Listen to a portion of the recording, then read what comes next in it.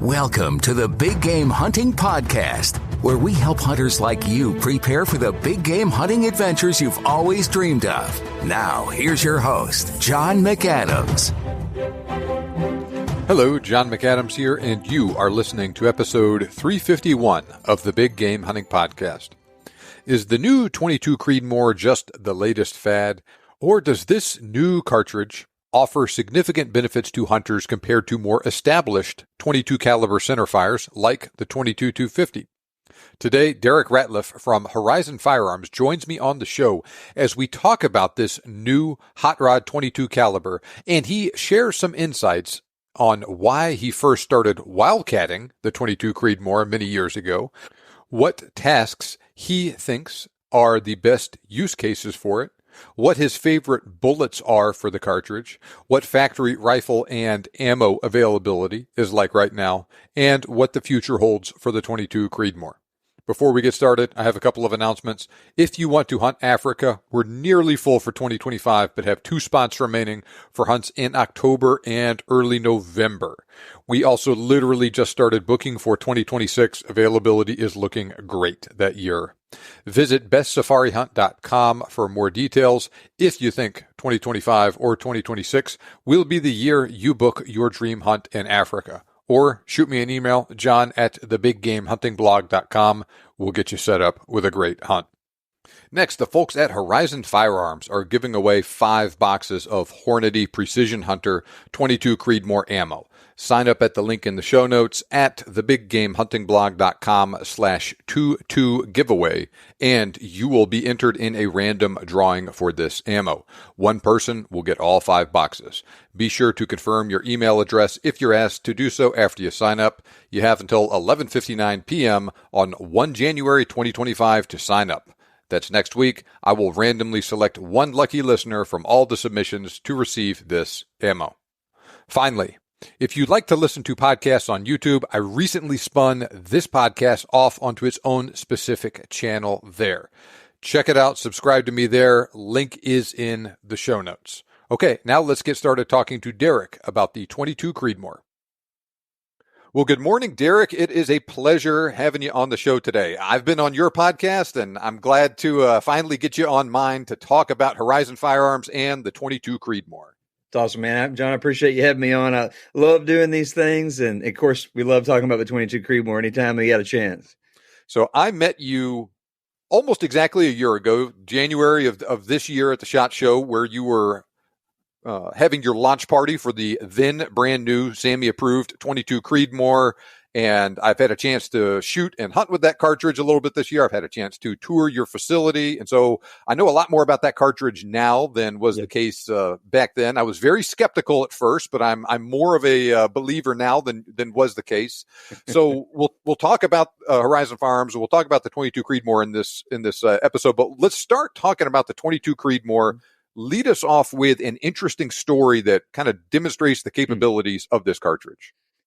Oh, I love that question. That's a good question. So I think the way that I'll answer that, I'm going to give you 2, and I'm going to give you 2 because I think it parallels something that I'm passionate about. So we created that cartridge really starting on the varmint side, and then transition it into a mid-sized game hunting round, really kind of selfishly because I've got 2 young boys.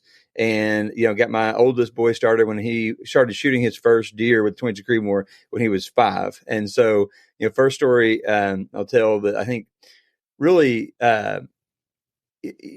elaborates on some of the things that are great with the round is I've got my youngest boy's 5 now.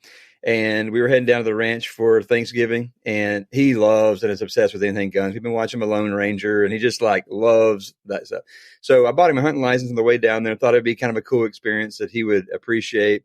And we did about 4. Of course, we've been shooting a 22 long rifle, but we did about 4 sessions where we shot the 22 Creedmoor with him. And at 5 years old, we practiced, and the low recoil is a big deal. Got him shooting out for 300 yards on gong as a 5-year-old who's never been behind a rifle. And then we turned around and we did a spot and stock on a javelina, filmed it, put it on our YouTube channel at 5 years old, and obviously just pancaked it, small javelina, right? But to go from kids never shot a rifle to not a 223. I'm talking about like a legit, mid-sized game round that low recoil, but a 5-year-old can run and get behind. It's not scary. And harvest his first animal was, for me as a dad, that was a cool moment. And then on the flip side, I tell you one that I think was like an aha moment for me. We'd been testing, and people don't realize we've been testing the 80 grain ELDX bullets for almost 10 years prior to when it came out. Right. Wow. And I said, there was a good podcast we did with Ryan Damon at Hornady, and people don't realize that. Like Ryan and I had worked on that project for years because, there wasn't great hunting bullets for 22s. And so when the first box, the absolute first box of factory ammo came out, we've got a great customer named David Stroud, and he took me and my son to West Texas out to Alpine, and we shot Aoudad with that 80 grain X bullet. And I'll say, and we've got some video of this out there too, but my oldest boy, pretty darn good shot, but he was on a tripod, about 375 on a big, I'm talking like a 35, 36 inch ram, makes what I'm going to call not a great shot, man, like a high shot back, boom, hits this Aoudad, and I'm thinking, there's no way we're going to recover this, right? And I go over there, and the Aoudad maybe went 12 yards and just absolutely piled up single shot with a 22 Creedmoor. The internal devastation was ridiculous. And then we went on that trip to shoot 5 more rams. It was kind of a coal hunt, 5 more rams out from 220 yards to 610. And we also shot some with a 300 WSM and some different ammo we were testing at the same time. And it shocked me how well it performed on the game that big. And just, I think when they shocked me, maybe it was more like it was confidence for me. Like, yep, I knew this, and we've known it, we've seen it. And so it's just cool to see, a 12-year-old boy, a 5-year-old boy, a javelina all the way to Aoudad. And I think that just tells a really good story about the round. It's super, super versatile, at that mid-size game and smaller. Mm-hmm. We'll talk more about this and talk about how it compares to, say, the other similar 22, similar at first glance, 22 caliber centerfires that people like to compare it to.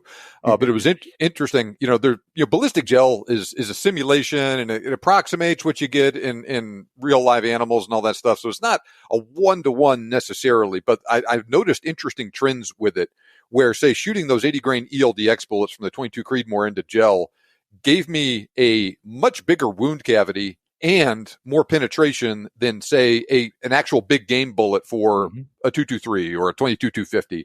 Now, there's not a lot of choices out there for those cartridges, but say like that, I think it's a 64 grain PowerPoint and stuff. And then it's almost like varmint bullet width wound channels that you get, but just much deeper like that. So it was very impressive in that way. But, to your point, you're talking about how there weren't a lot of good bullets suitable for it initially. You had to make them, and that's kind of a chicken or the egg sort of deal, right? All those old cartridges, say like Sammy Spec twist rate for a 223 is 1 in 12. Yep. And I think the 22-250 I think is 1 in 14. Same with the 220 Swift, and so they work great with 50 to 60 grain bullets and whatnot. But because that's what the Sammy Spec is for those rounds, there weren't a lot of 60, 70, 80 grain bullets made for them, and that just kind of limited you there with it. And since, that was the case, no one was making those bullets and all that. And, but because there was no bullets, why would anyone need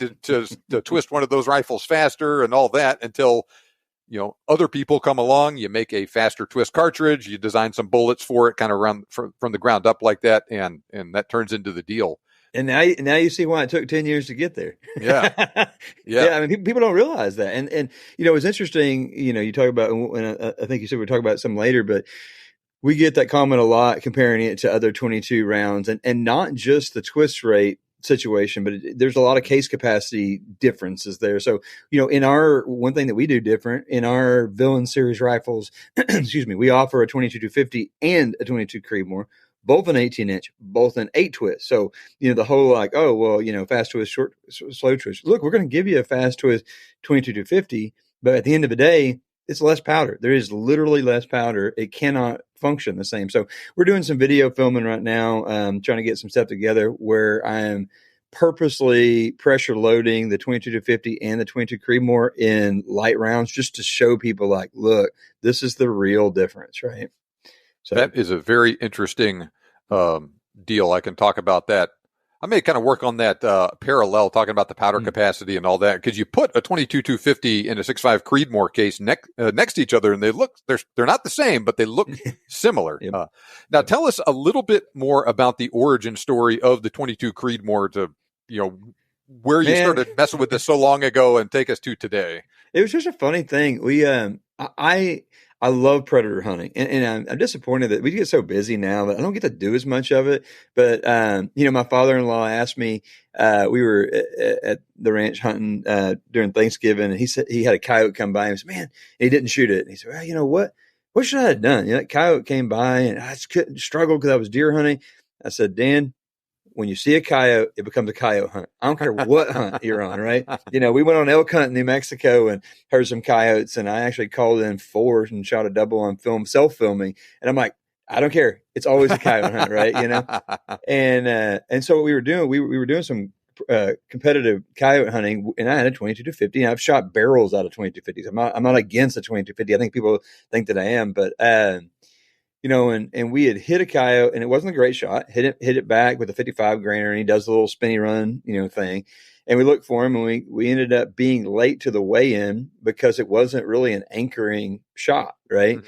And it cost us about $3,500 to $4,000 for the prize money, Jeez, right? Man. And I was like, I kind of left and was like, you know what? I think I should shoot heavier stuff real fast. and a lot of guys were trying the 22 TTHA, but you saw a lot of 25-6s with 117s being used. There were some guys doing a 22 243 out of Wyoming. I think they may call it a Cheetah or something. I don't remember, but we did that one and built a couple guns in it, built a couple ARs in it actually. And it just never fed quite right. And this is early 2014. And, we had a good friend I mentioned, David came by, and he was sponsored by Fox Pro. And the 6.5 Creedmoor, if you think about it, the 6.5 Creedmoor took so much flack when it came out. It was just, it's just a 260. It's just a 260. I mean, and we went out, we built one, and we went out and shot like 10 deer over 500 with the 129s, filmed them all and everything. And it was finally getting accepted. And so we had a bunch of 22 or 20 or 6.5 brass around. So we just necked it down the 22 using the bushing down the that we had on the 22 side. And holy moly, it fed and it shot crazy. Right. And then it became quickly, we took it down to the ranch and, had a guy down there. And I was like, I'm going to shoot deer with it. And he's like, we don't even allow 243s. I said, look, I'll make you a deal. I'll shoot a coal buck, and it'll have to be over 200 yards. If it drops it, then we'll keep using this thing. He dumped him and then went and shot doe the rest of the time. And it sort of just took off from there. Like I said, I built the first one. I want to say it was like February 4th of 2014. And so what were you using for bullets initially? 75 AMAXs, buddy. And I said, I bought every AMAX I could put my hands on. And holy moly. And really, and I think you'll see us with Hornady do some bullets in that mid 70s weight. When you run the calculations, and people always, you get upset about it being an 8 twist. There's a lot of stuff that goes into why it's an 8 twist. But really, a 72 to 75 grain is a real sweet spot for an 8 twist short barrel 22 Creed. Okay. Well, we can maybe circle back to that a little bit. So you initially designed this as a coyote hunting round, and that's interesting because I was actually reading. I was deer hunting with my dad the other day, and he left a predator hunting magazine at the cabin, and I was just kind of reading it last night. And the guy was talking about his evolution for cartridges over the years, about how he started with his deer rifle and shot one with a 30-06 and made a massive wound on it. He's like, all right, well, okay, I'm going to go to a 17 HMR. Then he shot a couple that got away. He's like, okay, well, maybe I need something more powerful. Then he got a 22 250 and it was working well. He's like, man, this rifle is heavy. I'm going to get an AR. And then he got a 223 and he started having problems with that. And he's like, shoot something too far out and they're more likely to get away. And so he's just kind of made this whole evolution on doing it. And it sounds like a lot of people have that problem too. It's fun because I think people overlook, you can have slow and heavy. That's a way that a lot of people go. I think that RPMs on a projectile are overlooked when it comes to terminal performance. I just don't think people talk about it enough. Mm-hmm. And so, that 22 Creed being, 310,000 RPMs, like when it hits, it just does different stuff. The bullet comes apart, in a pretty aggressive manner that's different than hitting them with a bullet like a terminal ascent style bullet. It's just a different thing. And until you see it, it's like it's hard to explain. Yeah, and you can see videos all the time, but when you pull the trigger on one, and it just the crack and how it delivers energy is just different. So you tried you started using just the bullets you had available initially, 75 grain and whatnot, and then at some point you guys got hooked up with Hornady and you got them to make a bullet specifically for this new Wildcat cartridge then, huh? Yeah. And so that was I'll give you that kind of interesting story there. I love this industry, right? I've been in it for a long time, and there's a lot of really, really good people in it. And so we had tried to get attention from, Jason and Neil and the big guys at Hornady, right? And dude, those guys they're so nice, and we know them now, but they're busy, right? Yeah. And there's a lot of stuff that comes at them, and a lot of keyboard warriors hitting them with stuff that they're dealing with. And so I ended up going to their booth at SHOT Show, and I met a guy named, I talked to him about Ryan Damon. And Ryan was an up and coming, I'm going to call it at the time, an up and coming engineer, became a really good friend of mine.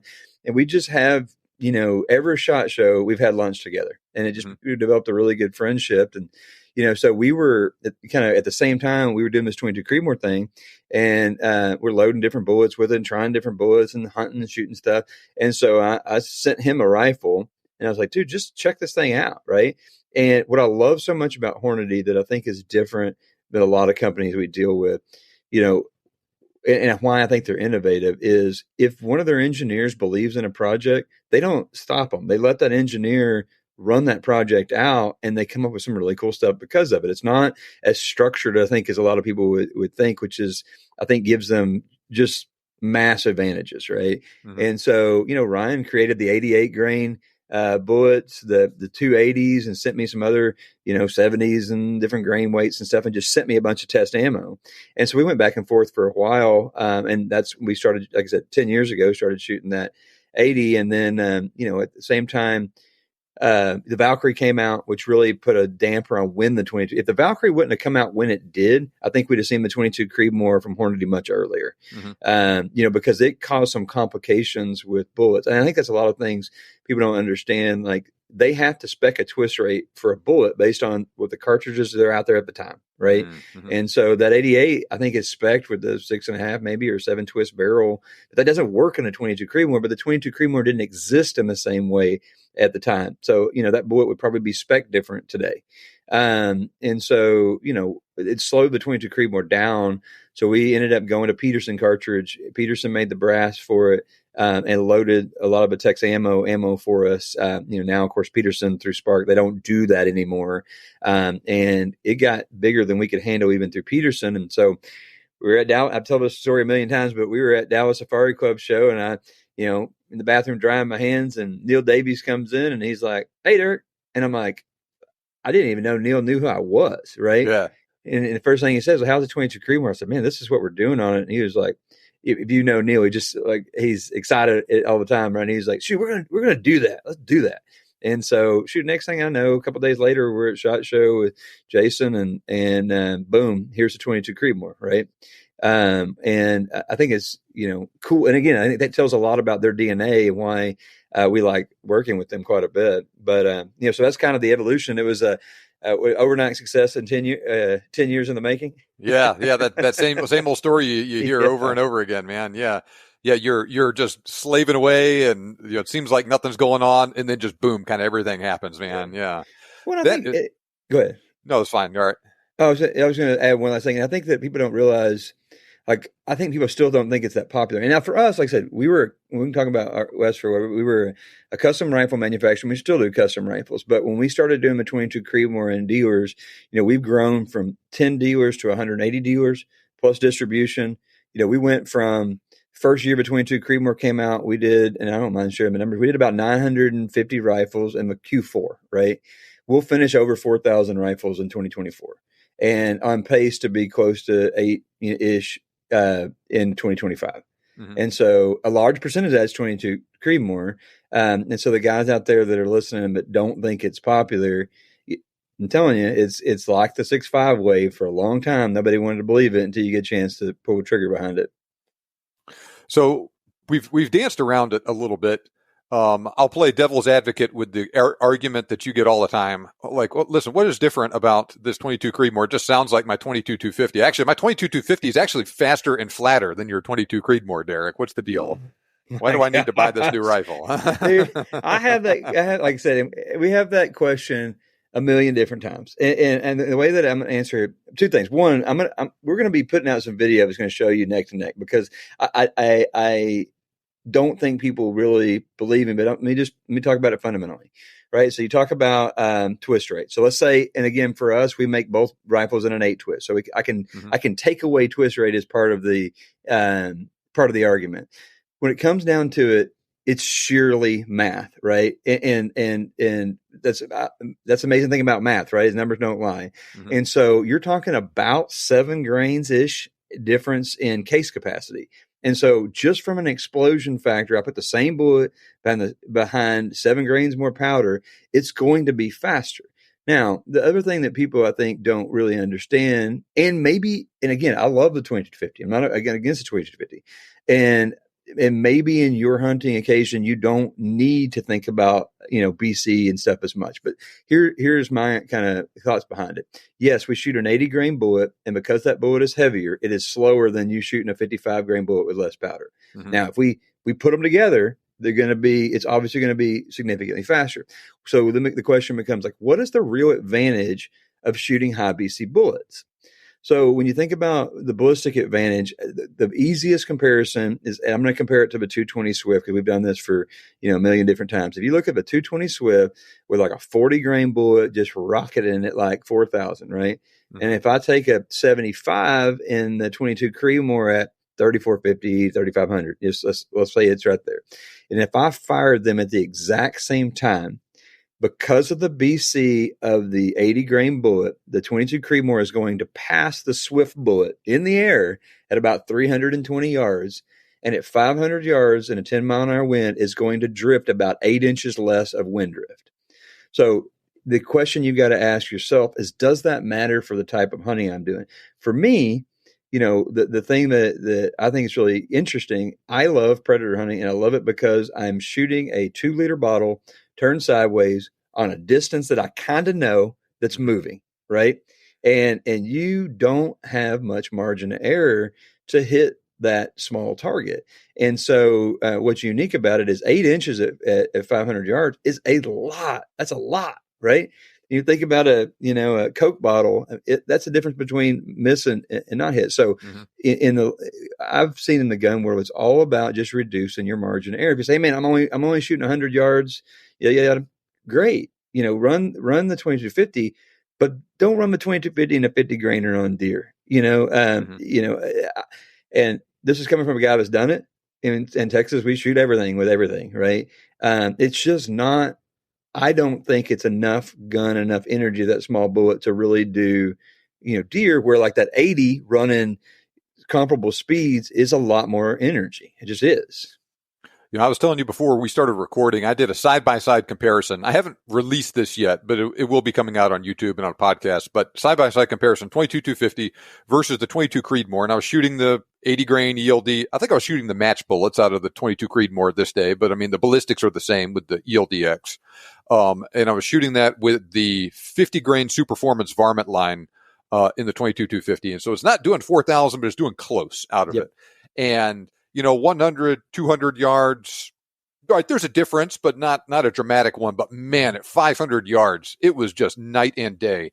That 22 Creedmoor was hitting those steel targets out there with much more visible impact, blowing paint off of them, all of that stuff. It was easier to hit them. I didn't have to hold as much for the wind, and it was just much more visible authority on it. And you could definitely tell the difference. Say if you were shooting a coyote out there, I would definitely choose that Creedmoor to anchor it better than the 100%.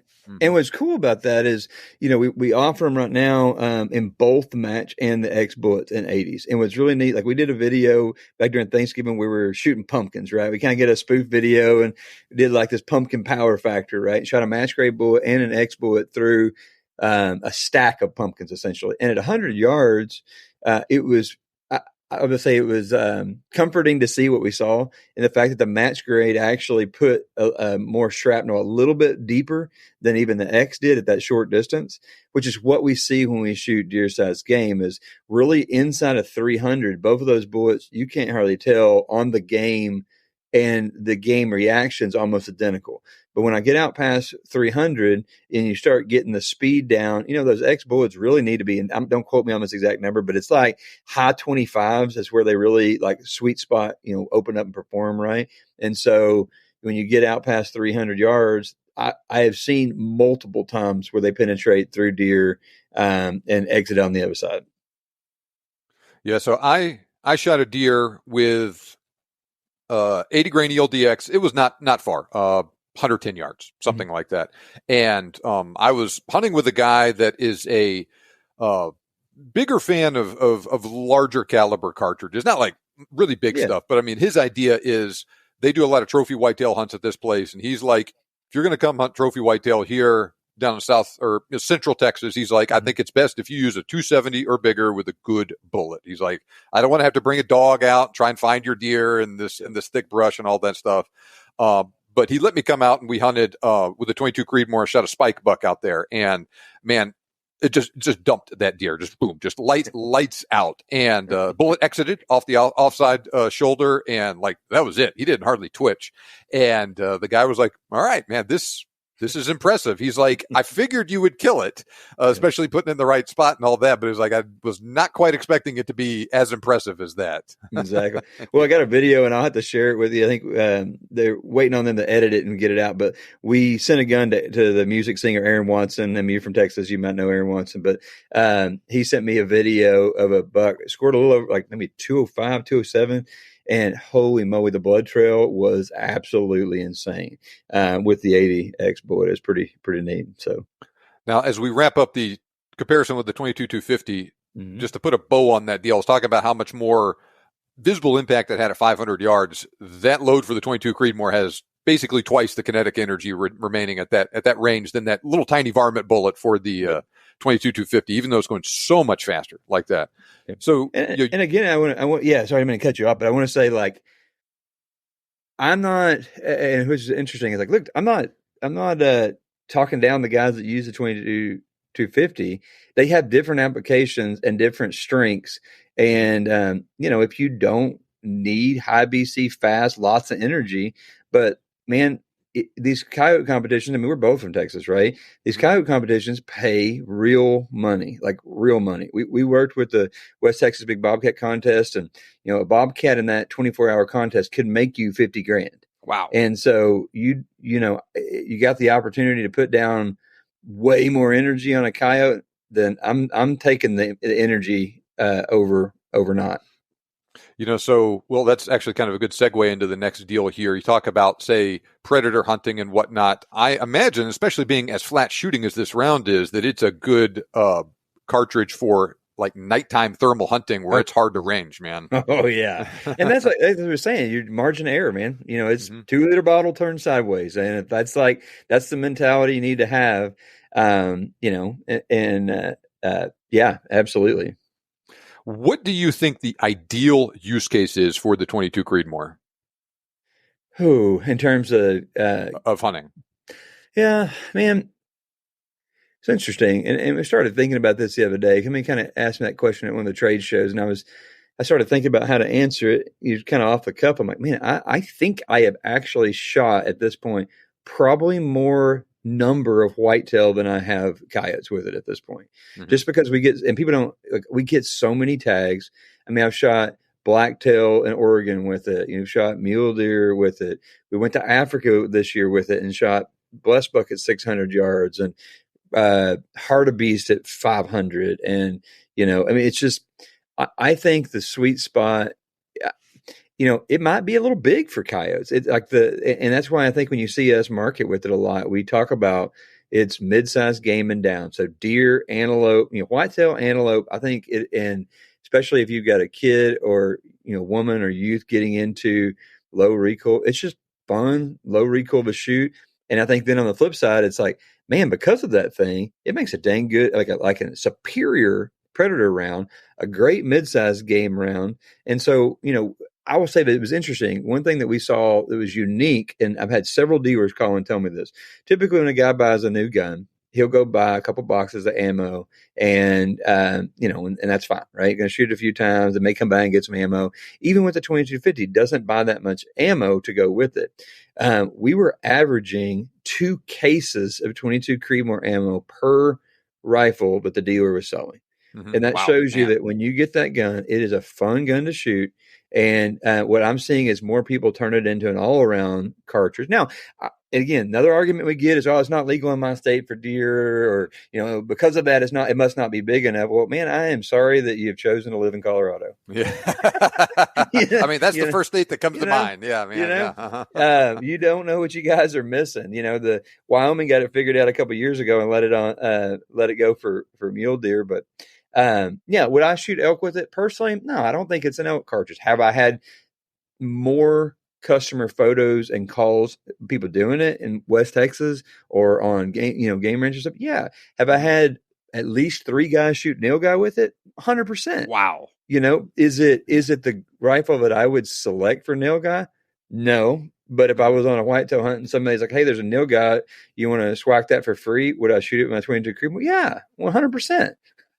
So what kind of shot placement do you personally like for the 22 Creedmoor on game? Are you shooting high shoulder? Are you shooting a traditional? Okay. All right. Tell me more about it. Yeah. So for me and I, we work with the shooting school out in Alabama for a while, and built some guns for them and went out there and I did one of their courses. And I thought it was a really interesting, we had like a cardboard box, and he basically put it out like 1,000 yards and we shot this thing, right? And then he put like an arrow shaft through it. So you kind of see the flight path of how that bullet is actually coming in. And depending on your bullet, it's coming and dropping in a little bit different, right? Mm-hmm. And so we're shooting a lot in South Texas. We shoot a lot of stuff between, I'm going to say 4 and 650 is kind of like our sweet spot. And, you've got, you may, in an MLD permit situation, I mean, you could have 60, 70 tags on a ranch, right? Jeez. And so, with that, when that bullet kind of drops in like that, what I tell, and it's funny, if you were to grab my kid,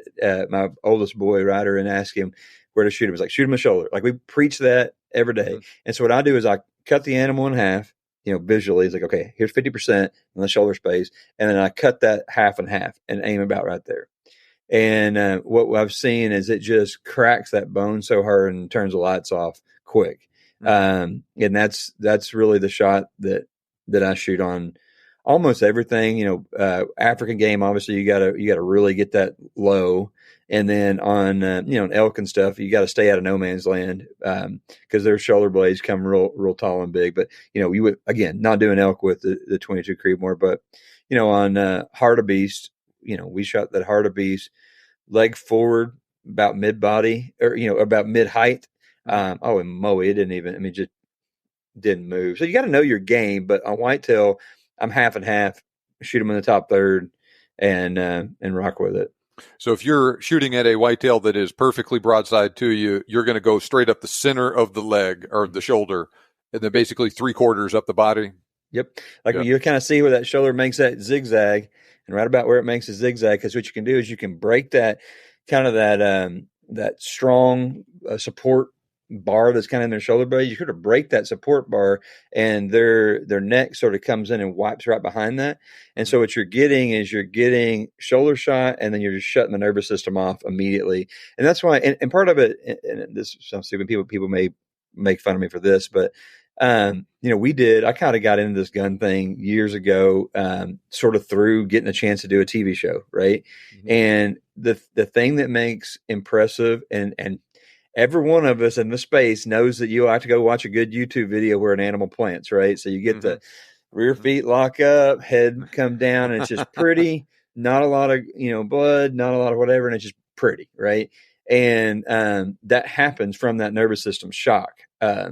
And so, and Burger, I will say that when Burgers came out and became real popular, you had MOA TV and you had Gunworks making those just slam on pretty video. That's what they were doing. And it's just kind of stuck with me. And it's South Texas. You've hunted down there. I don't want to track anything. I don't. I want it to go right there. Mm-hmm. So now I live in East Texas and I grew up hunting out here, and my dad taught me a more traditional shot placement. You go up straight up the shoulder, and basically a third of the way up you shoot, and you hit the heart and the lungs, and they run 50 yards and then tip over like that. So you don't get as many instant kills. Yep. But I feel like, the way I've stuck with that one because it's just kind of what I'm comfortable with. Yep. And it feels like to me anyway, that gives me a little bit more room for error, high, low, left, right. Are there pitfalls with going with this high shoulder shot that you're talking about? If your shot placement, what happens if you're a little too high, for instance? I think you would have to be, a little bit high, you get spine, and so you get a knockdown or a paralyze, and you don't get an instant kill, but the animal doesn't go anywhere. Obviously too high, and you could get into some no man's land, where you could, cut them across the top, or again, you're just going to miss high, right? Like one thing I thought was interesting, and I'm not saying I'm the best at it, but we've done Africa several times, and John X Safaris and a good friend was Sticks over there, and we got on a talk one day, and it really changed the way that I looked at how I do long range shooting, both in wind and in elevation in terms of where you aim. Mm-hmm. So we had a blue wildebeest out there, and wind was ripping, and it was like, I don't know, maybe 500 yards. And so we were just kind of observing, and we ended up harvesting that blue wildebeest, but sort of observing and like learning, using it as a learning moment. They pulled out the kestrel and set the kestrel up where it does basically the double winds, your high-low winds. Mm-hmm. And we looked at high-low winds, and we started talking about how if you use the bracketing in a scope correctly, like let's say I'm getting let's do something ridiculous, 2 to 15 mile an hour swings in wind, right? Or angles are changing. I can look in that scope and say, okay, if I am wrong, I will hit in this. If I guess the wind, I'm going to hit within this whole zone. And then you start thinking about like ethicalness as a hunter. Like, cool, I could put a bullet on the animal, but am I okay making a gut shot? Like, and kind of where I've started to lend myself is I'll try and guess that wind the best that I can, but I want to guess that if I'm wrong, I'm going to shoot it either in front of the animal or I'm going to strike him in kind of the area you're talking about. So I try and make sure that if I'm wrong with my windage, I'm not getting a gut shot. You can do the same thing on the elevation where like, hey, and again, this is, people are going to be like, oh, we don't have much time. And like, what I'm talking about is long range. If it's close, dude, in the 22 Creedmoor, you put it on the center of them and it won't matter because it's so fast and so flat. Mm-hmm. But I'm talking about is when you get 400, 500, 600, 700 yards out there and you got time to make a good shot and you want to make a good shot, you get a chance to sort of think about those things where like, okay, I can see if I range this deer at, I'm ranging him like, man, I'm getting like 500, I'm getting 520, I'm getting 500, I'm getting 550. Like maybe there's some brush in front of him. I can look at my kestrel and say, okay, well, if it's at 500, here's my drop. And if he's actually at 550, here's what my drop would have been. And I can basically aim like he's at 550, knowing I'm going to be X amount higher, or I'm going to go ahead and if I'm wrong, I'm going to shoot over him versus hitting a no man's land. Right. And so that's, and I know people, again, this industry is so funny. People are like, nah, you don't do that. I teach my boys that. And it's just like, I think part of it is early on, the long range game took such a negative look at, man, these guys are shooting long stuff or wounding stuff or whatever. And I don't think it has to be that. I think we just have more time. And I don't know, somebody made some snappy comment on one of my Instagram posts where I saw a bobcat, no joke, saw a bobcat attack a fawn while we were hunting. Coolest thing I'd ever seen. And the guy commented, was like, oh, cool. Oh, cute. You're still in the learning stuff or learning stuff new hunting phase. And I'm like, dude, I have hunted all over the world. And at the same time, I'm like, if you quit learning, like, it's not, I mean, why do it then, man? Yeah. I enjoy the like, okay, I can, man, I taught a guy yesterday, we did a little long range school with some guys at church. And I'm like, I taught a guy how to tell how he's a big mule deer hunter. I'm like, dude, did you know you could use your reticle and your scope to know how wide the mule deer was? Oh, well, shoot, like, how do I calculate that? Well, And so I just think I think people get too snippy with how they've always done things and not think about like, how do I learn? That you explained things very well with the long distance way of doing it, bracketing like that. Never heard it explained that way before. That was very interesting. Let's talk about ammo that is available right now for the 22 Creedmoor, Yep. ballistics for it, and what the future is looking like on that front. Yeah. So right now, from factory, now there's a lot of people making. I'm gonna kind of go in a couple different things. I'm gonna explain what we did here. So on the factory ammo offerings from Hornady, we have an 80 grain ELD match and we have an 80 grain ELD X. They're the same ballistic profile. So if you sight your gun in with one, we've proven it out to 600 yards. You can switch back and forth, use the same BC. You're going to see that in some of your older calculators don't have the X in it. Use the M. It's all the same. And then you saw Hornady has put it on their website, and then we've just taken it off because we're working with them to get the 22 Creedmoor listed on the website, just like a normal caliber. If you looked at it last week, there was a little snippet as to what's coming. So we have a 70 grain CX that we're working around. It'll be somewhere between a 70 and a 75 grain CX bullet for you guys in California that keep asking us about, copper. And that'll be sort of your initial factory offerings. We're hoping to see, I would love to see the 62 or the 64, the VT in it. Not quite there yet. Part of the thing with the 62, the VX or VTX, sorry.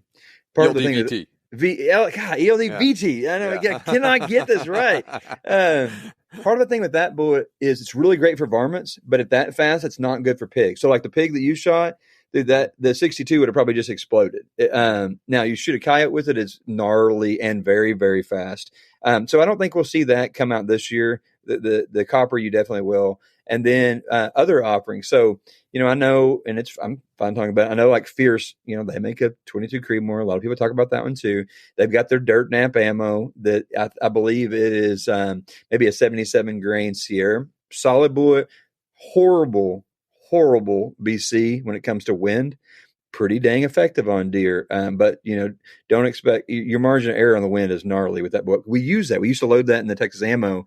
And then you've got, obviously Gunworks is doing some stuff, hand load stuff that's pretty heavy, and then Copper Creek. And so what I would say, one thing I want to explain, and I'm glad you set me up for this question, is yes, the factory SAMI approved ammo is slower than what you get when you hand load. It's amazing that is how that happens. Right? And some of these boutique ammos are not doing the same, or not holding themselves to the same rules at SAMI as Hornady and the big guys have to, right? And so that's, yes, it's slower. It's slower so that it runs in a lot of different platforms and a lot of different barrel qualities, where, if I was designing it just for Horizon and I didn't care if I was over SAMI pressures, yeah, you could probably get 150 feet more on exactly what we're doing.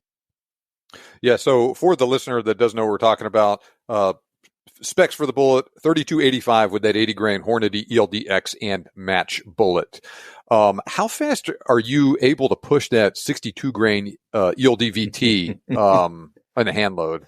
Man, I've got one customer that I trust a lot. He's the same guy that helped us get it started, and he showed me some numbers in the mid 35s, which is really respectable. If you start thinking about, that boy's got a great BC, but same customer has sent me some, video and stuff of shoot a pig, and it's just like whack, whack, whack, and then you grab the 80 and boom.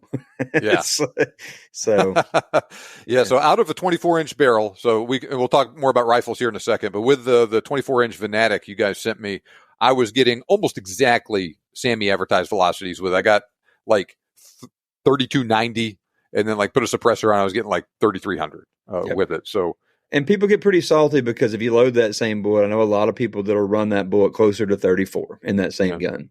Mm-hmm. Yeah. And so we got a lot of different now anyway, compared to say 10 years ago, you got a lot more different bullet options out there that you can use in it. So you were saying that dirt nap bullet was the 77 grain Sierra. Was that their I believe, don't quote me on that, but I'm pretty sure that's what that one is. Have you had, so, I'll just kind of rattle off some bullets right now and you can tell me, what you know about them, any experience like that. So you've talked about the 62 grain yield DVT, 77 grain tip match king. Tip match king.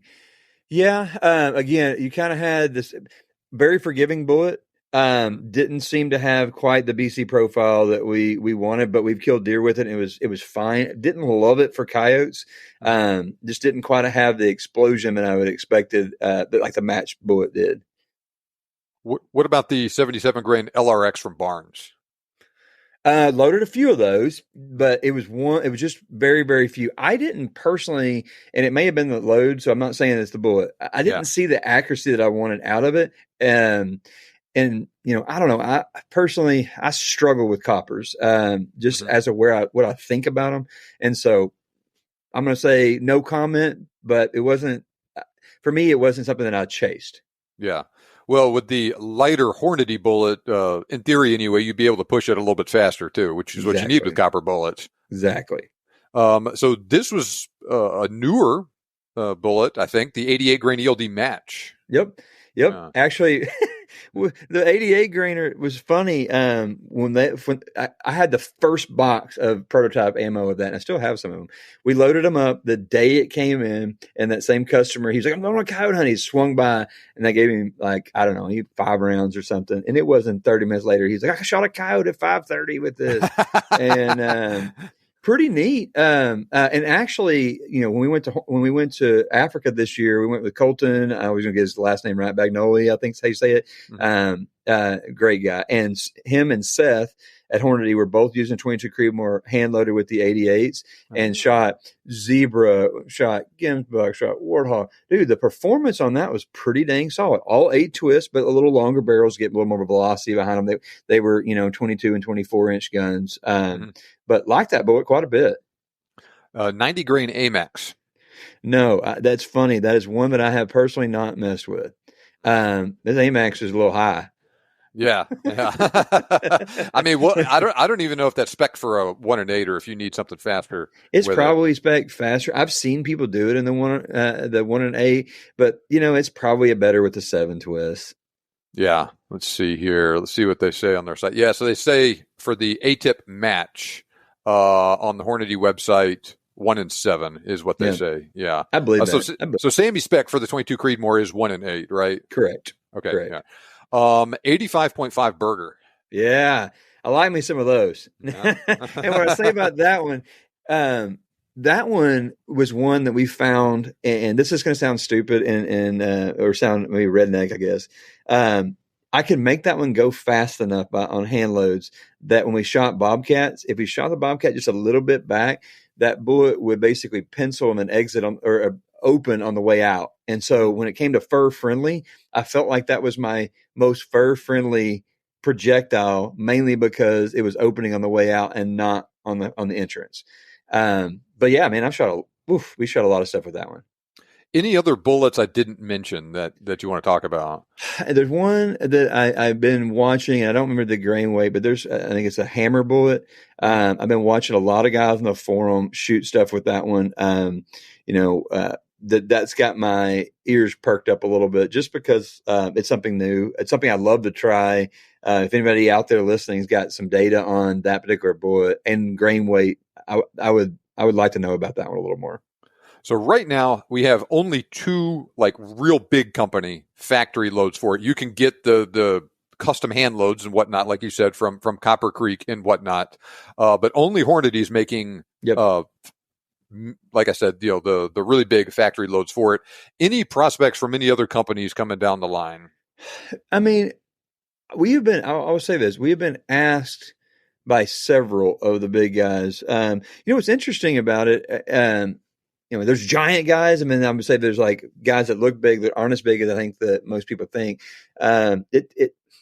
What I've learned is that they really have to get comfortable that they can sell, about 2 million rounds in their brand and their SKU to onboard a caliber. And so I think that everybody's got their ears perked up trying to see, what's going on. it wouldn't shock me. And because one thing that we're working on, we'll talk about this a little bit. People are always say, "Oh, well, it's only available to Horizon." So I think let me explain, the kind of exclusivity a little bit with Sure. Hornady. So, we worked on this thing for 10 years. And what I love about Hornady is they're a third generation company. We're a fifth generation company, 126-year-old, and they operate very much a handshake. We say what we're going to do, and we try and do the same. And so we put a lot of effort and energy marketing it, and I think Hornady kind of saw that as an opportunity to sort of reward us for doing that. That makes sense, right? We went, like I said, from 10 dealers to 180 dealers. So I've got about 180 dealers across the country stocking 22 Creedmoor ammo. We also sell it on 22creedmoor.com. Mm-hmm. And we also work now with Sports South, which is the largest firearm distributor in our space. So that opens up about 3,500 dealers that could get it if they want it. We just got some word this last week that Midway is starting to put it on as well. And so you're going to see us in this relationship with Hornady. Yeah, there's an exclusive with Horizon. Yeah, that exclusion is going to last another year or two or three, depending on how things go. But we are. It is not for trying to protect the round, right? So I think people have to also understand the environment, right? When you onboard a caliber, you've got capacity issues. It's a production game, right? And so for Hornady, for us to be able to purchase enough ammo and get it out, it helps buffer some of their production. It helps buffer some concerns with launching the caliber. And so I think it was the right thing to get it done. And yeah, there was a time frame where Horizon had ammunition, and we get a call, and then call it out. I get a call from Bergera. No, Bergera, I cannot ship you XYZ ammo. Not because I don't want you to do the round, but because I want to protect the guys who have supported the round. I want to protect the dealers. Now, that situation is changing a little bit, and I don't think Hornady publicized it enough because it was a lot of hard work. But they, stood up a whole nother manufacturing plant for cases, right? Mm-hmm. I think it's like 100,000 square feet. And once that thing was up, they started rolling ammunition out, right? So the 22 Creedmoor, in terms of production, we've got hundreds of thousands of rounds on hand. We've got 2 million rounds currently in production at Hornady. It's out there, guys. Like it's out there. And if you look hard enough, or if you look moderately hard enough with one eye open while you're in the deer stand on your cell phone, you're going to find 22 Creedmoor ammo. And again, the exclusivity is not for Horizon to damper or hold other companies down. It's because we want to steward it, and like my selfish ambition with it. And again, I've told people this a million times, but I'm being transparent about it. I've always wanted to take my grandkids to Academy. I'm a Texas boy, right? So Academy's a Texas deal. Yeah. I want to take my grandkids to Academy and buy a box of 22 Creedmoor ammo on the shelf, right? And that's been my goal since day one. And that's how much I care about the round and making sure it gets out there. So we're not there yet with Academy, but maybe dang close. Hopefully, maybe we're getting there, huh? All right. Well, and I get it. Like and I think guys were whining about. Whining's a strong word, about price of our rifles. And yes, there is not a cheap rifle company doing it yet. Will there be? Yeah, there's going to be, right? But for us, we started as a custom shop. We're 126 years old. My wife's granddad was a big influence on me, and he was I guess he'd have been third generation with our whole setup.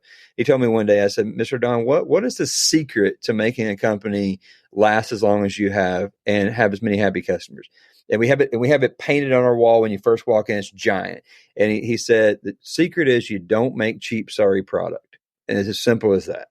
And so we make high-end, nice stuff, and I care about the quality, and I care about what the customer gets. And you can't do that at $800. You just cannot do it. Mm-hmm. So man, that was a lot of stuff to unpack there. Yeah, sorry.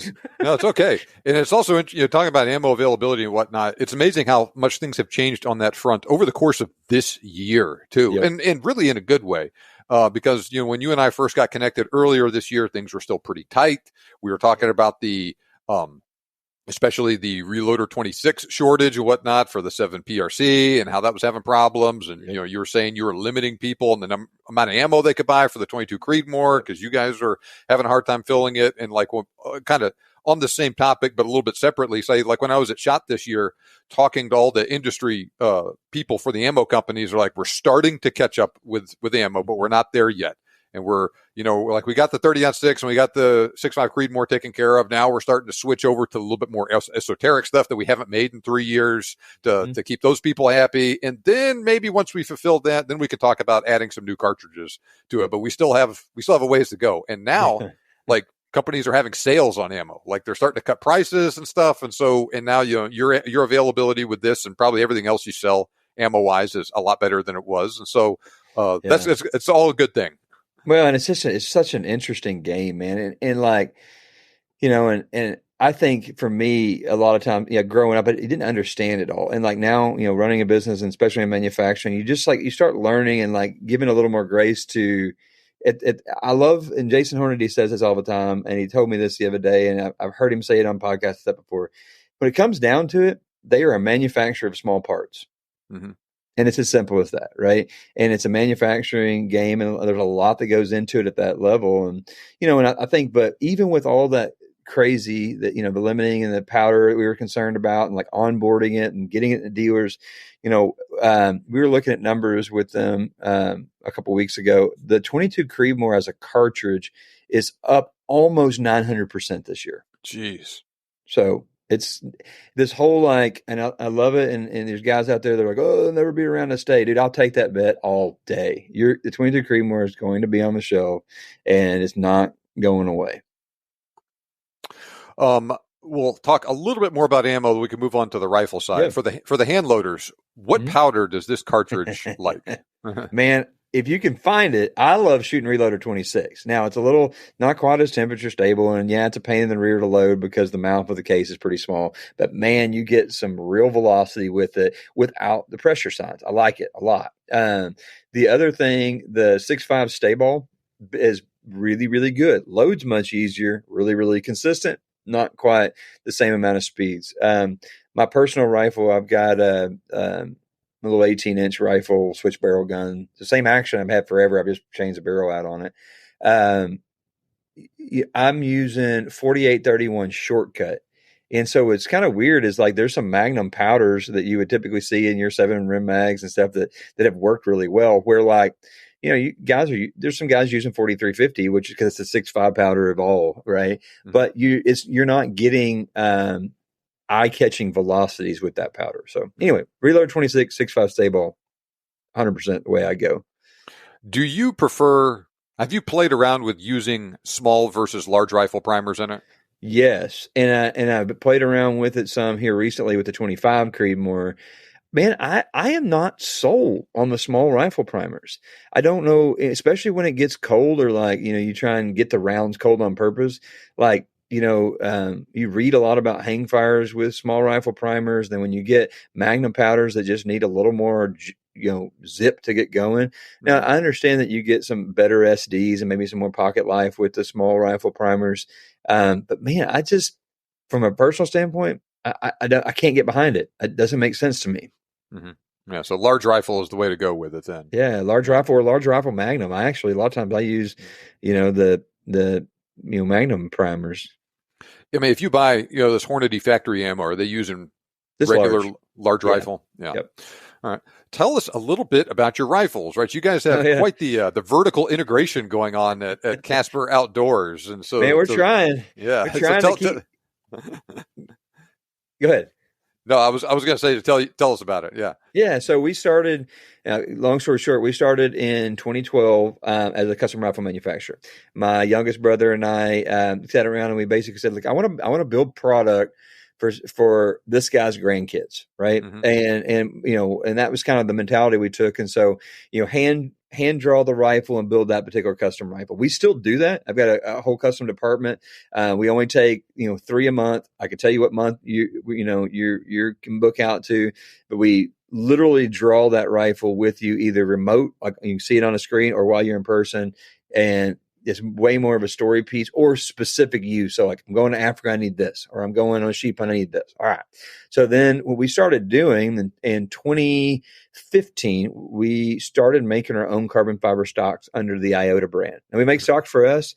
And, if you're from Texas, you'll appreciate this. We always think about it from the Bluebell model, right? Like, we consume all we can at Horizon and sell the rest, right? So we do make outside stocks for other OEMs under the Iota brand, right?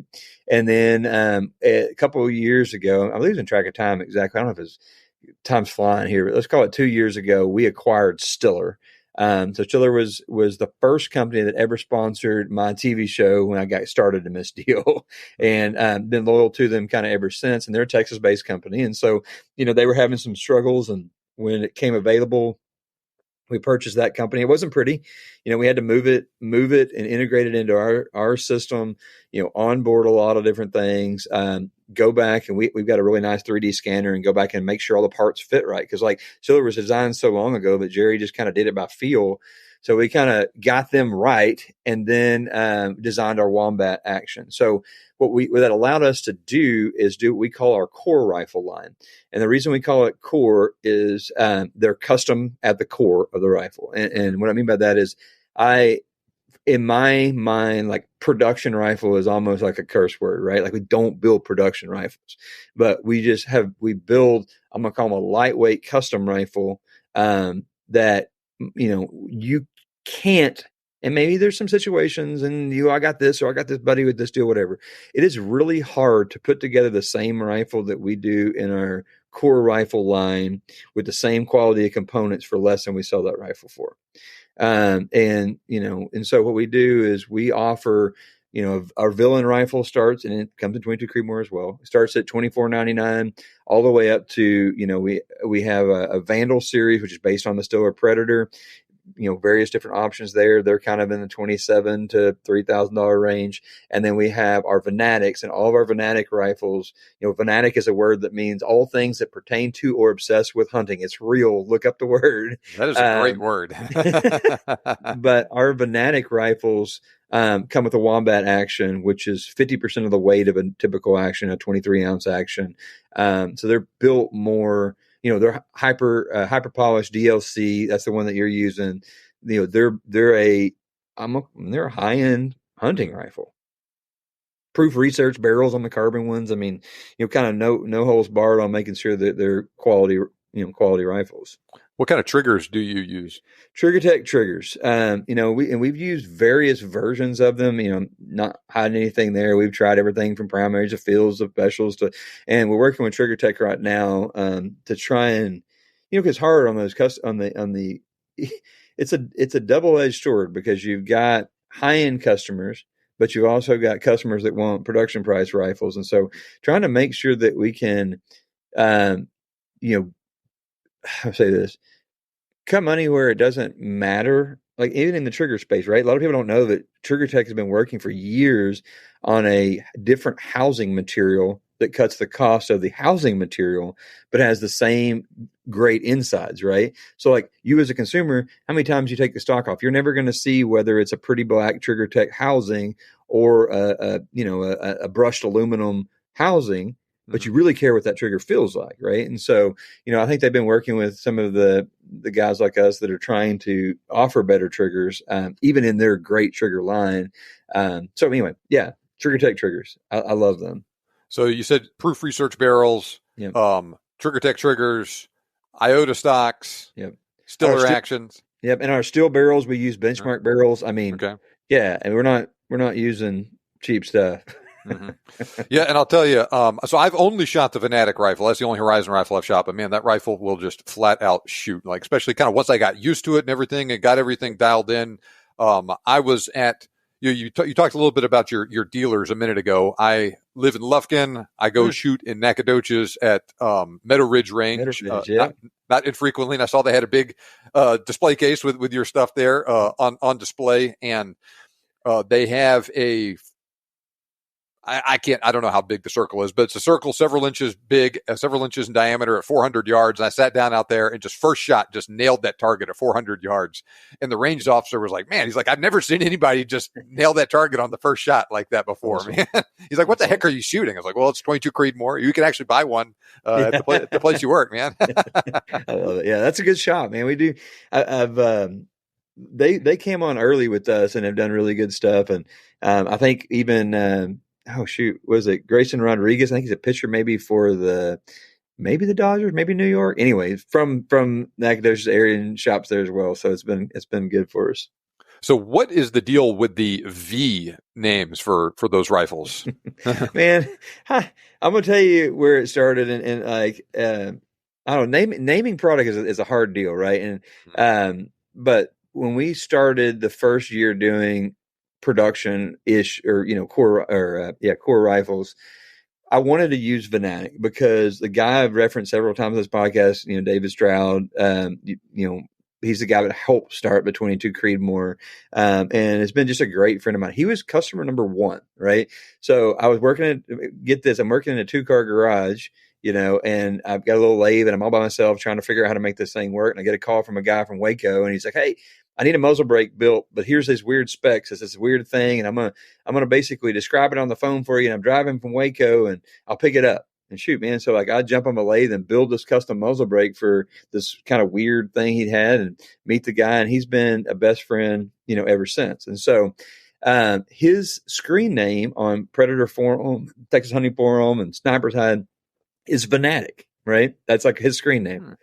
And so I was like, man, that's kind of a cool word. And so I said, Mr. David, what in the world does that mean? And he said, well, my mother-in-law is like, she's an older lady, real big, and from Mississippi, big on crossword puzzles. And he said, I came into Thanksgiving one time. She said, David, you're a Venatic. Go look it up. And so David's like, tells me, he's like, go look it up. So I look it up and I see what it means. I'm like, oh my goodness, that is crazy. And so, being a customer number one, our first core rifle, starting with the 22 Creedmoor deal, I wanted to kind of honor that. So we call it the Venatic. And then, from there, it was just sort of a downhill. We went with Vandal because it's kind of like, a sort of still the market because we were going to come in that way. And so anyway, it just kind of stuck. I don't know if we'll keep going with that. We've got a brand new pistol in the 22 Creedmoor that we're about to launch. And we haven't came up with a name with that yet, but I've been hunting deer with it. Shot a buck at about 200 yards with a 13-inch 22 Creedmoor pistol 2 weekends ago. And it is so much fun. So we'll talk about this pistol here in a second and barrel links and whatnot here. But back to the rifles. Mm-hmm. You obviously make a lot of rifles in 22 Creedmoor, but that's not the only cartridge that you chamber stuff in. Yeah, no, we chamber in the custom line. We do everything from 22 long rifle to 408 shot tag, right? We make action front. We do everything in that space. In our core rifles, it's like your 8 to 9 most popular caliber. So, 22-50's in there, 6 Creed, 25 Creed, all the PRCs, 300 Win. We toy with some legacy cartridges here and there, 308, thinking about maybe a 280 Ackley, and then there's a couple new things that we talked off board that I'm excited about coming out, the SHOT Show that are already in the queue and in production, but yeah, all your popular stuff in that line. And, we've already looked at it. We kind of have a threshold where if we have dealers that are interested in up to 25 to 50 of a unit of a certain caliber build, then we pretty much will onboard and do that caliber. So 450 Bushmaster, you think like that sounds ridiculous, right? But in straight wall states, hyper popular. And one of the by volume most selling rounds out there in terms of ammunition. So, when we hit the 50 mark, we'll make a run of 450 Bushmasters. But right now we're sitting around 30 of those pre-booked, and so that's kind of how we add a caliber. It's based on demand more than anything. Mm-hmm. So. Is 22 Creedmoor your most popular cartridge that you make rifles in? Yeah, it's probably about 60%. Of sales. So yeah, it's more than half, but it's not 90%. Yeah, not near about all of them. What would you say is number 2? 7 PRC. Interesting. Yeah. And you can flip a coin every day between 7 PRC, or is it 6.5 PRC, those two. But man, that 7, when you get a buddy who bought a 300 PRC and you go shoot it, you're like, yeah, I don't want that. And, and then you start looking at the, the ballistic differences, the recoil that you gain with the 7, but the ballistic profile you get with that 175 or the 180, it's worth doing the 7. But it's a true long mag action, where the 6.5 PRC in our Fanatic series is a short mag, right? So yeah, you got to kind of decide what's important to you there. I know you were a little salty with that being a long action instead of a short, like your 7.65. I'm still salty about it. I still hold out and shoot the 7.65. I have not. I was like, out of principle, I won't build the 7 PRC. People talk about cartridges that are quote unquote barrel burners, all that sort of time, and sometimes it's deserved and sometimes it's not. But what can somebody realistically expect in terms of barrel life with a 22 Creed? Okay, so I got some interesting data, and I'm going to share it here, and Jaden may slap me for saying this over at Hornady, but he's been on a project to look at factors and correlate that mathematically and see if you can project barrel life. Okay, so we were on we've got a Gavin Greer, we've got a big like a whole manual of the life of 22 Creedmoor coming out probably late January, and we were discussing this topic. I said, man, honestly, I'm going to tell you what I have seen personally. I've seen a 1700, I've seen a 1300, and I've seen about a 1580. And then at those amount of rounds, what I saw was just groups opening up, some inconsistencies in velocity. Could we have set the chamber back and went, a few more rounds? Yeah. Was it 2-inch groups and the gun used to be a half minute? No. So like it's somewhere in that realm. I can tell you with like honesty, that's the realm. And Jaden goes, well, hang on a second. Let me calculate something. And he gets on this calculator that he has developed. And he's like, if you're running high pressure all the time, it's around 1300. If you're running factory ammunition, it's a little over 1800. And we compared that to the 22 250, identical. So, very interesting. So what we're seeing is, and I think when they come out with that, I think he's got some podcasts coming up, and I'm like on pins and needles to hear that there's going to be some shake up and argument, I think, in the industry based on the data that they've been able to collect. Very, very interesting. Yeah, people throw a lot of numbers and stuff out there, but having data, and you're talking about Gavin from Ultimate Reloader, right? Yeah. So Gavin is doing a whole shakedown on the 22 Creedmoor that is very, very in depth. Yeah, he is. So I actually had the opportunity to shoot with him at the Bergara Academy this past year, and I could tell from just seeing him on YouTube that he's kind of a big brain, very analytical kind of guy. But man, like it's even more like that meeting him in person, as you know. Yeah, absolutely. He's a good guy if you really want to nerd out and dive deep into stuff like that. Well, what I love about him is it's so hard when you want to get stuff out in this market, because it's hard for people. And I mean, I think it's just the world we live in. It's hard for people to decipher like whether it's marketing or it's real. And what I love about Gavin, and there's several guys, I mean, you included, there's several of these guys and Jim, same way. It's like, yeah, I'll look at the products and I'll look at the thing, but the agreement is what I find is what I find. Yeah. Right. And there will be some things he says in the 22 Creedmoor, in terms of twist and stuff that, like he's not wrong.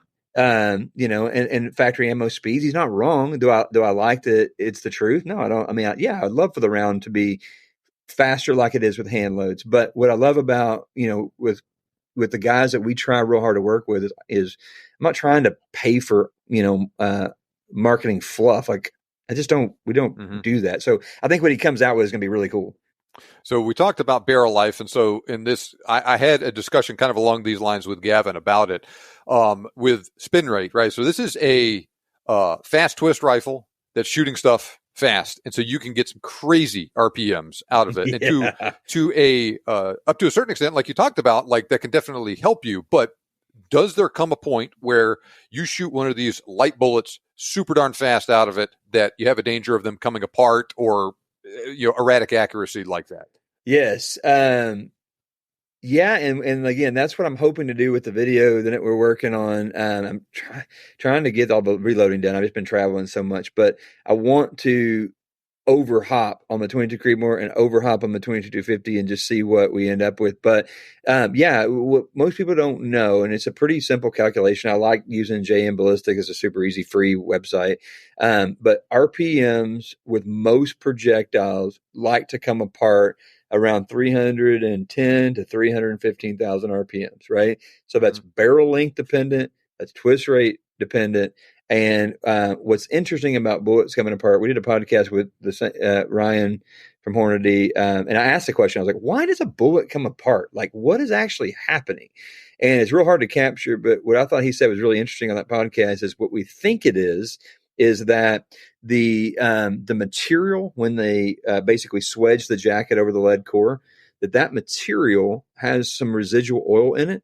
And so what happens is as it's spinning super, super, super fast, the in between the lead and the copper, the material basically starts to boil.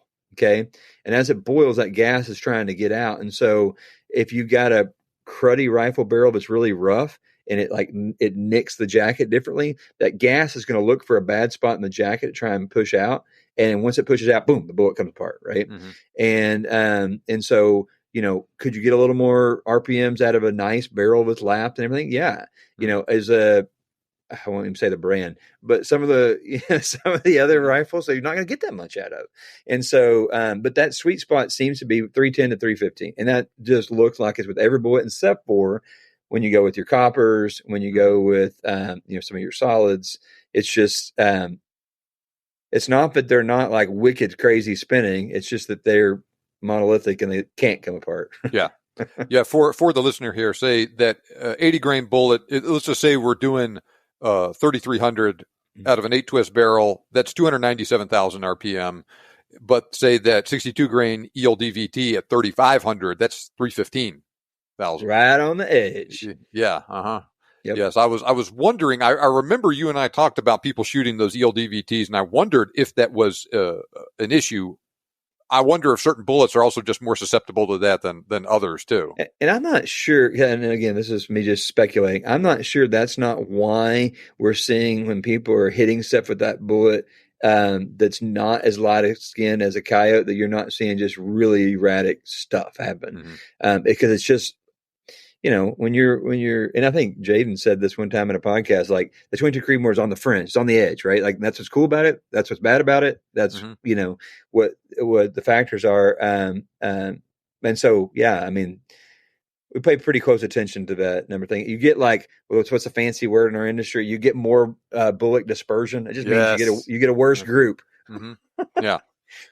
Well, so say with this Venatic rifle that I have from you, 24-inch barrel, like I said, I'm getting velocities like almost exactly as advertised to it there. But you also make rifles, say like your Vandal, that have a shorter barrel on them. Yep. What sort of velocity loss are people looking at going down to, say, an 18-inch barrel? Yeah, so I'm going to answer this question two ways. People who really are looking for the data, we built a 24-inch long pistol, and then I literally did a film and two podcasts on our 22 Creedmoor YouTube where we cut it down all the way down to 14 inches and show you the exact trend. And so, I'm going to look at a different screen here that I've got pulled up where I figured you were going to ask this, so I kind of hedged my bet here. So if we're looking at like an 18-inch barrel, the gun that we tested with a benchmark barrel, same bullet that went 3311 at, actually this was 26 inches. So 3311 at 26 inches, the same barrel, same gun was 3089 at 18.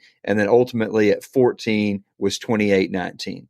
I'm running that same gun now in a 13-inch pistol, and I'm running 2792 in a 13-inch pistol. And so when you think about that, it's a BCF 485 at, almost 2,800. That's better than a 308 with a 24-inch barrel 168.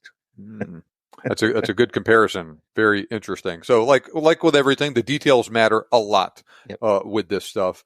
Have you noticed, say, with guys, say, hunting with, say, like, the Venatic rifle or something that has that shorter barrel, you're going to have a shorter or a lower muzzle velocity. And so everything that comes along with that in terms of trajectory, wind deflection and whatnot, any any differences in effects on game?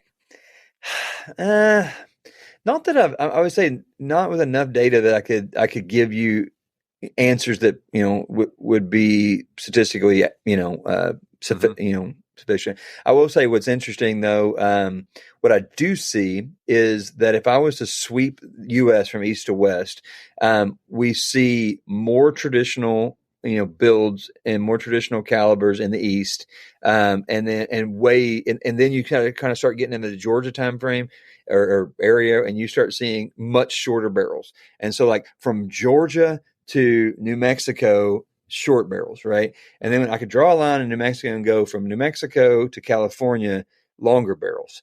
And part of it is because short barrels like haven't just really caught on, because people are still speculative about the velocity that they're getting because they deal with a lot of wind. And so, and wind and long range. And so what I see in the Western guys is they just want more speed to be able to, not necessarily accuracy or game effect, but they want more speed for wind, just literally to compensate wind.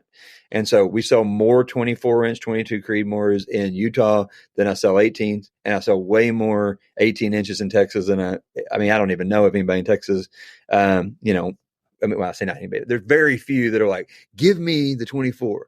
But, I'm shooting with a 24. And part of it is, we get so much flack online for, oh, this is a slow caliber. Because every time I show a video, I'm shooting an 18-inch gun. So I finally just said, you know what? I'm going to, this year, every time I go hunting, I'm carrying a 13-inch pistol and I'm carrying a 24-inch 22 Creedmoor, both 22 Creedmoor. So I can just show people like, yeah, it's the same bullet. It just does different things in different barrel lengths, Well, and that's the thing with the wind too. I mean, velocity certainly does matter in wind, but people are starting to realize that high BC bullet is really what does so much of the work in the wind. Oh yeah, you're right. I mean, it does. It doesn't change time of flight, right? So the amount has been affected, but it massively matters. BC is just so much more impact on that equation than speed. It's just not even. And I think that's like if I could encourage anybody, we did a real I'm gonna call it real dumb little video where I just showed people how to like grab some information, go to JM Ballistics, plug it in, and just learn. Like if you're concerned about it, this barrel speed, whether it's a 22 Creedmoor or it's your 30-06, like plug in some stuff and you'll be surprised with, oh man, so like going with a 180 grain bullet in my 30-06 versus a 125, like, okay, yeah, I get this speed difference, but oh wow, look at the wind drift, and it's just, I think it's just good learning. It's a nice, like, sit and watch TV in the evening and play with a ballistic calculator. Yeah, that's a fun thing to do sometimes. Exactly. So, to borrow a question you'd like to ask your guests on your podcast, what is on your horizon? Oh man, that's a good one. You got me. I'll tell you right now, it's real hard. And just being honest, it's real hard for me to look more than about 2 days ahead. And I hate that. But this time of year, we just get so busy. We're like, man, there's like 7 trade shows starting from December 5th to the end of February that we have to do. Right. So that takes a lot of orchestration. We're just got done with, or right in the middle of NFR. We love that show. A lot of our parent companies are involved in rodeo. I grew up in that space and love it. So a lot of what's on my horizon is just a lot of travel with this time of year, right? And I don't think people realize we're seeing, upwards of 68 to 70% of bookings in our space. And I've calculated this with multiple companies, not just Horizon. Most of the bookings from our market comes in the 110-day window that we're in right now. So that shows you how busy it is. But I would say fun stuff that's on the horizon. Like I mentioned, I can't say too much about it. I know we're both under the same NDA, so I'm going to allude to watch us because we've got some cool stuff coming out in January that I think you're going to want to see.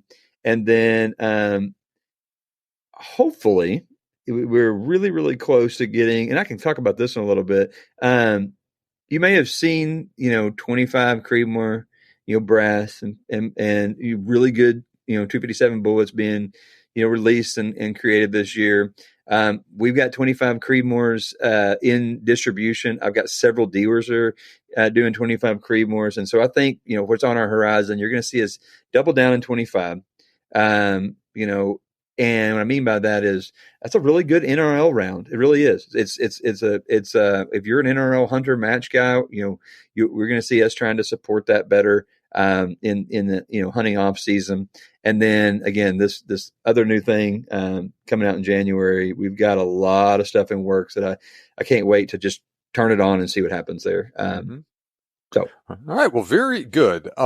Where can people go to learn more about the 22 Creedmoor and all the stuff going on at Horizon? So horizonfirearms.com. We just released or did an upgrade and an upfresh to our website, which has been really cool. And just in terms of more on structure, you might not notice a lot of different feel, but for us, it's been really good for structure. So horizonfirearms.com. We've got Facebook and Instagram. We've started doing X now because of all the Facebook shutoffs that we keep getting. It seems like a constant battle. And then YouTube. And if I can, put a shameless plug in, check out 22 Creedmoor YouTube channel. It's Casper Outdoors. That's where we host our podcast. We put all the content. It's not just 22 Creedmoor stuff, but it's a really good warehouse for 22 Creedmoor information. All right. Sounds good. I'm subscribed to your YouTube channel. I'll put a link to the velocity test on there that we referenced here. Derrick, thank you so much for joining me on the show today. Have a great day. I appreciate it. Okay. I hope you enjoyed that. Links to the Horizon Arms website and the YouTube video Derrick and I discussed about the velocity of the 22 Creedmoor with different barrel lengths are in the show notes. I have also done a ballistic gel test with the 22 Creedmoor, shooting both the 80 grain ELD-X and ELD match bullets into ballistic gel. I've put a link to that video in the show notes as well. I do have another video coming down the road in the next couple months where I'll talk in a little bit more detail about the terminal ballistics I have observed with this cartridge on the hogs and deer I have shot with it to this point. So stand by for that one, but check out what is in the show notes now. Derrick and the guys on the 22 Creedmoor channel put out some great content. Now, I will be at the Dallas Safari Club show this January. I am hosting an event for podcast listeners there the evening of 10 January, 6 to 10 p.m. Beer and pizza will be provided free of cost. Email me, john@thebiggamehuntingblog.com, if you plan on joining me for that. Don't forget to sign up for my 22 Creedmoor ammo giveaway at the link in the show notes or thebiggamehuntingblog.com/22 giveaway. Remember, you can make your dream hunt turn into a reality, and I can help. Thanks for listening. I'll see you back here next time on the Big Game Hunting Podcast.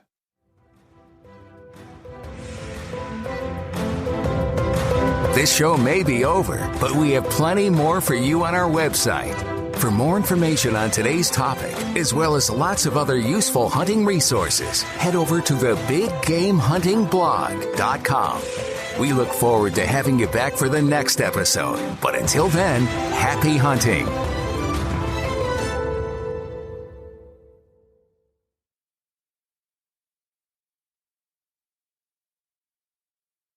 This is an ad by BetterHelp. What's your perfect night? Maybe you're settled at home alone or with loved ones, covered in blankets, about to watch your favorite show. It's cozy, it's calm, and you're ready for a perfect night in. Therapy can feel a bit like that. A place for comfort. A time when you replenish your energy and take care of yourself. And hey, you can even do it without leaving that same cozy couch. This season is the perfect time to give therapy a try, right from the comfort of home. With BetterHelp, get matched with a tailored therapist based on your needs and preferences, entirely online. Designed to be convenient, flexible, and suited to your schedule. Just fill out a brief questionnaire to get matched with a therapist, and switch therapists at any time for no additional charge. Find comfort this season with BetterHelp. Visit BetterHelp.com to learn more and save 10% off your first month. That's BetterHelp, H-E-L-P.com.